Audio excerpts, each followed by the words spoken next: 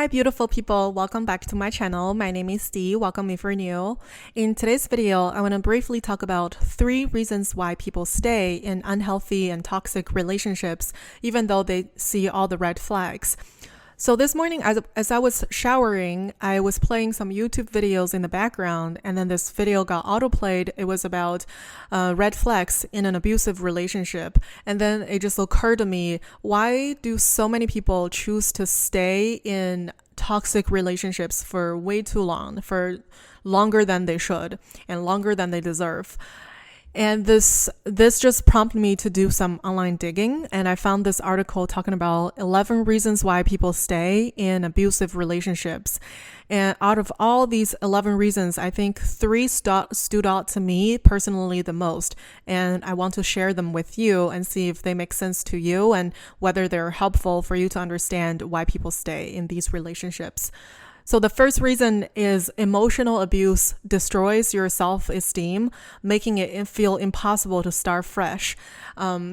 Very often, people who are abusers tend to make their victims feel worthless and just psychologically inferior so that they can gain this utter control over their psyche. And this was very much the case with my first ever relationship in high school. I was with my first ex at the time.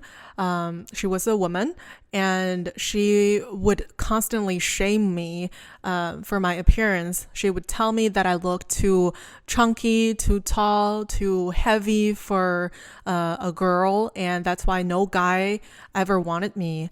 And because I was pretty good at foreign languages at the time, I told her maybe in the future I can go study abroad and settle somewhere else if I just can make it in China.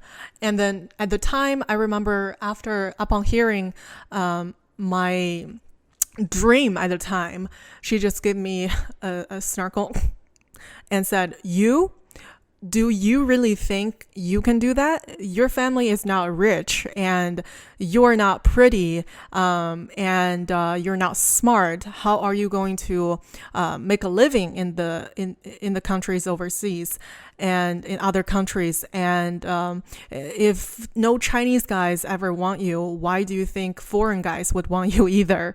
So at the time, I was kind of buying into it because my self-esteem at the time was basically non-existent. And she essentially brainwashed me into believing that the very fact that she would hang out with me was almost doing me a favor, because at the time I was very introverted and I didn't have any confidence because I was overweight and I was awkward. I didn't know how to take care of my appearances, and my family wasn't as well connected as a lot of the other classmates I had. And then she was very socially comfortable with all of the environment we were in at the time. So she was able to have more connections, more friends in high school than I ever did. And that's why she would also constantly tell me, if I don't hang out with you, then you would be totally alone. And for the longest time, I believed in that. But luckily, 7 years later, I was able to fulfill basically all of my dreams that I had when I was 17 and 18. In the contrary, she is still stuck in the same position she has been for the longest time. She never moved out of Beijing. She never moved out of the very district that we were attending our high school.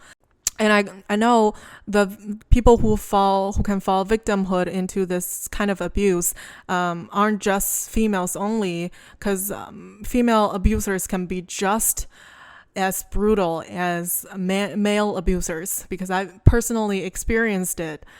And that's one of the reasons why people stay in these abusive relationships, because they don't think they can do any better than their abusers. They're convinced of that. And then the next valid reason is the cycle of abuse. After every abusive incident comes the makeup honeymoon phase. So do keep in mind, these abusers are very insecure about themselves deep down. And they know that if their victims go away, leave them, then they will be in shortage of this mental supply. And they need to keep these victims around. And then if they find out that they were going too harsh on their victims, and they saw clear signs that indicate these victims wanting to leave, then they would immediately make up for it with the over-the-top kindness and over-the-top rewards, kind of love bomb them all over again so that they can keep them around. So it's kind of like this hot and cold method, and constantly these victims who are in abusive relationships would feel like their relationship is like a roller coaster, because you don't know when there is going to be a high and when there is going to be a low. They feel like they're utterly out of control, and this actually gives these abusers an immense sense of power. And usually these abusers would woo these victims all over again, making them feel like they're the most important people in the world, making them feel seen, feel heard, when in reality, these people really couldn't care less about their victims. All they care about is their own selfish needs of getting unconditional attention or unconditional support from their victims. So this is very devious but very effective, because we are suckers for the love bombing hot and cold method, and we like this sort of intermittent rewards, and it's almost like mentally engineering these victims to be attached to the abusers. So this is very effective. So the last reason that speaks to me personally is they feel personally responsible for their partner or their behavior. Apparently, they refers to the victims. So this is definitely called gaslighting, or guilt tripping. I remember specifically when I was in high school with my ex at the time. She was in a sports team, and when she was training, I was also in a PE class, so we were able to see each other. And then because she was landing in properly, she accidentally broke her knee. And at the time, I was freaking out, and I rushed towards the PE teacher, telling her about the injury situation, and I didn't dare to help her stand up because I was afraid that I might mess it up. I was only 17 at the time, so I totally my brain just went blank, and I had no knowledge in how to do first aid in a situation like that. So the best solution I had was to report it to the PE teacher, to the people who know better, and we were waiting for the doctors to come. And then she stood up herself, and afterwards she told me, see, the reason why I had to go to the hospital and then suffer from the injury, the surgery, was because you refused to help me. And after that, she used it as a leverage to make me do everything. And I believed in it. I felt personally responsible for her injury, and I spent my own lunch money to buy her breakfast, lunch, and little gadgets that she wanted.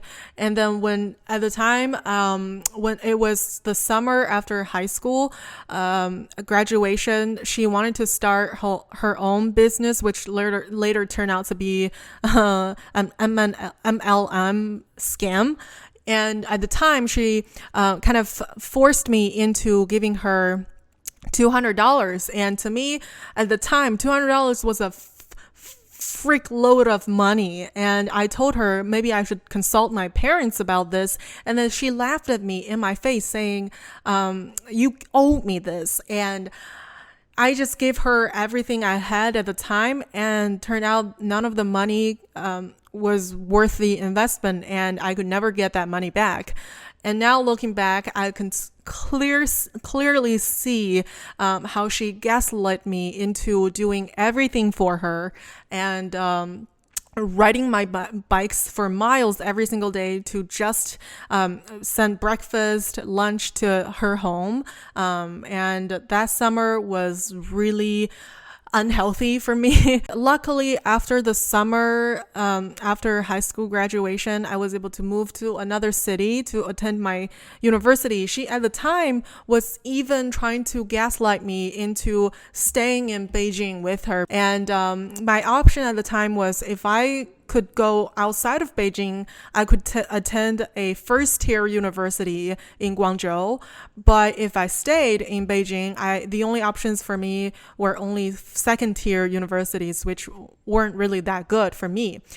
But she was trying to convince me, and I was this close to be persuaded.